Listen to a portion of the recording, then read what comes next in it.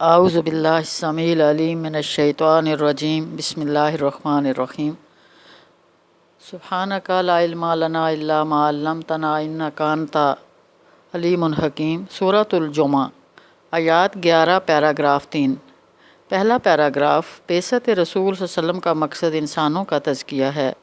دوسرا پیراگراف یہودیوں کے غرور، علم و نسب اور آخرت کی بے خوفی پر سخت تنقید۔ تیسرا پیراگراف جمعہ کو سبت نہ بنانے اور دین اور دنیا میں توازن کی ہدایت۔ مرکزی مضمون: آخری رسول محمد صلی اللہ علیہ وسلم کی بعثت کا مقصد تزکیہ ہے۔ دین و دنیا میں توازن و اعتدال کو ملحوظ رکھتے ہوئے یہودیوں کے غرور نسب علم سے بچ کر دین کے اجتماعی احکام جیسے اجتماعی جمعہ پر عمل کرتے ہوئے تزکیہ حاصل کرو۔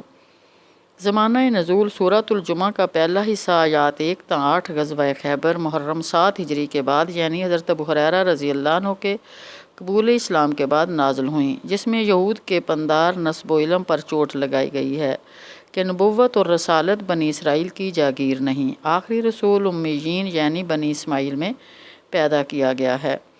جبکہ سورۃ الجمعہ کا دوسرا حصہ آیات 9 تا 11 غالباً ہجرت کے فوراً بعد 6 یا 7 سال پہلے نازل ہو چکا تھا، جس میں نماز جمعہ کی اجتماعیت کا التزام کرنے کی ہدایت اور یہود کی روش سے بچنے کا اشارہ موجود ہے۔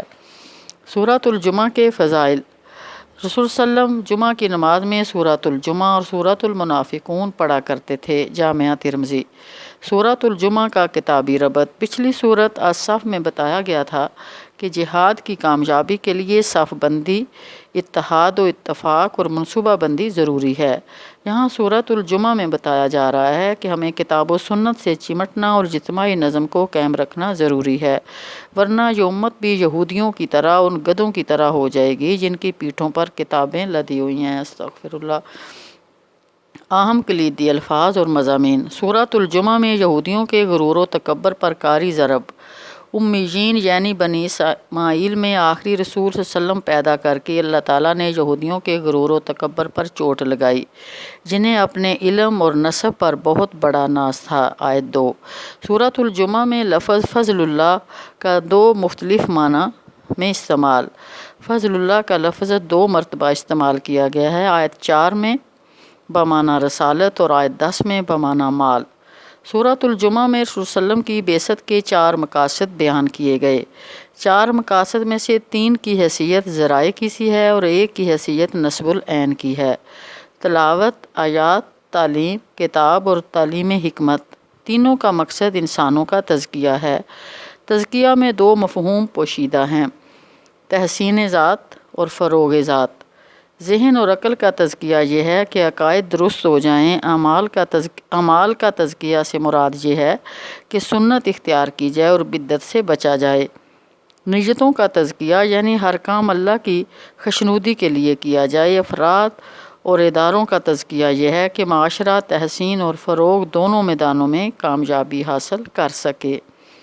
سورۃ الجمعہ میں یہودیوں کے لیے 2 مرتبہ ظالمین کا لفظ استعمال کیا گیا۔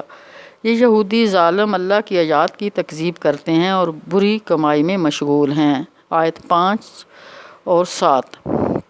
سورۃ الجمعہ میں ذکر اللہ کا لفظ بھی آیات 9 اور 10 میں 2 مرتبہ استعمال کیا گیا ہے۔ نماز اور خطبہ جمعہ کو بھی ذکر اللہ کہا گیا اور نماز کے بعد کی تجارت کے دوران یاد خدا کو بھی ذکر اللہ کہا گیا۔ سورۃ الجمعہ کا نظم جلی: سورۃ الجمعہ 3 پیراگرافوں پر مشتمل ہے۔ آیات 1 تا 3 بعثت رسول صلی اللہ علیہ وسلم کا مقصد انسانوں کا تزکیہ ہے۔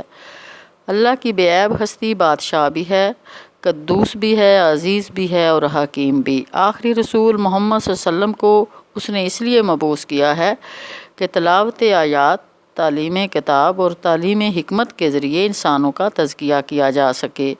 بنی اسماعیل یعنی امیین میں آخری رسول محمد صلی اللہ علیہ وآلہ وسلم کی بعثت اللہ تعالیٰ کا خاص فضل ہے۔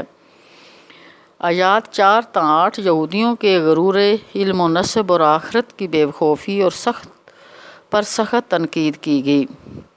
بنی اسرائیل یعنی یہود یعنی محض حسد کی بنیاد پر امیین یعنی بنی اسماعیل کے رسول محمد صلی اللہ علیہ وسلم کا انکار کر رہے ہیں۔ ان کی مثال ان گدھوں کی طرح ہے جن کی پیٹھ پر کتابیں لدی ہیں۔ یہ ظالم ہیں ان کا یہ دعویٰ کہ یہی اولیاء للہ ہیں، سراسر غلط ہے، ان کے دلوں میں خوف آخرت نہیں ہے۔